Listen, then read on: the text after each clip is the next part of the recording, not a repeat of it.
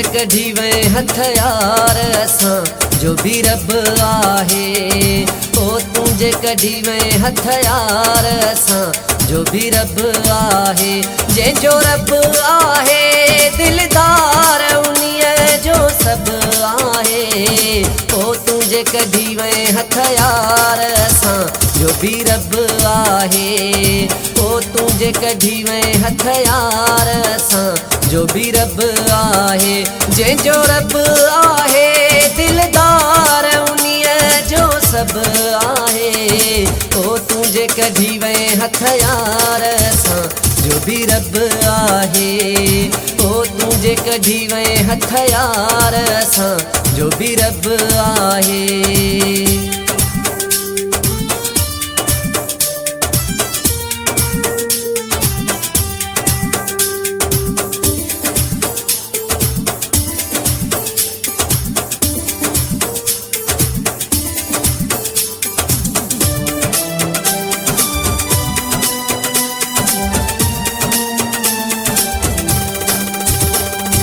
खुश हुज तू पंहिंजे हिक जहिड़नि सां को न लॻंदी असांजी अहिड़नि सां।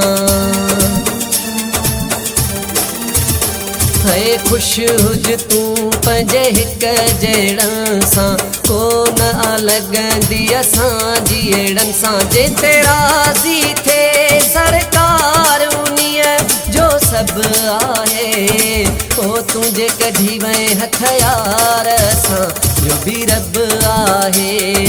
है तुझे कढी वे हथियार असां जो भी रब आहे।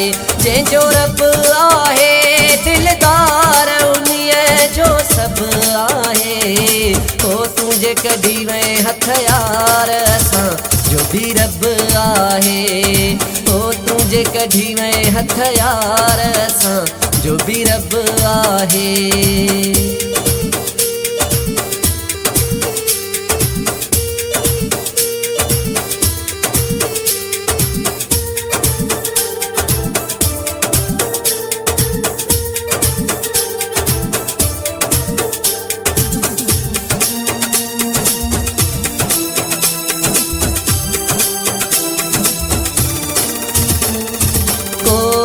समझी सके मोहब्बत मुझी केड़ी छड़ाई दे क़यामत मुझी।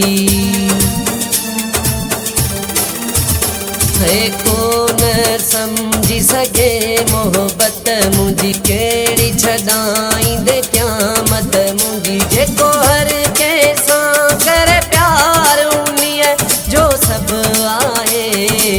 ओ तुझे कढी वे हथियार असां जो भी रब आहे। ओ तुझे कढी वे हथियार असां जो भी रब आहे।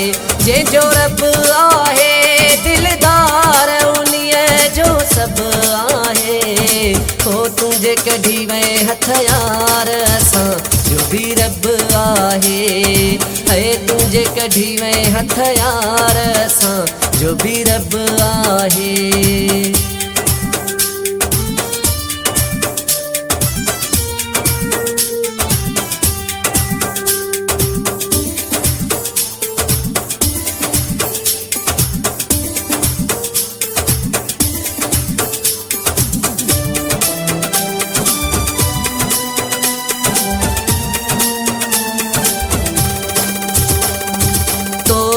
अब्बास मल्लाह के छजो आ समझ इए मुँह तो खे थुडियो आ। है तो छा अब्बास मल्लाह के छजो आ समझ इए मुँह तो खे थुडियो आ। जेको सच जी करे परचार उन्हीअ जो सब आहे। ओ तुझे कढी वे हथियार असां जो भी रब आहे।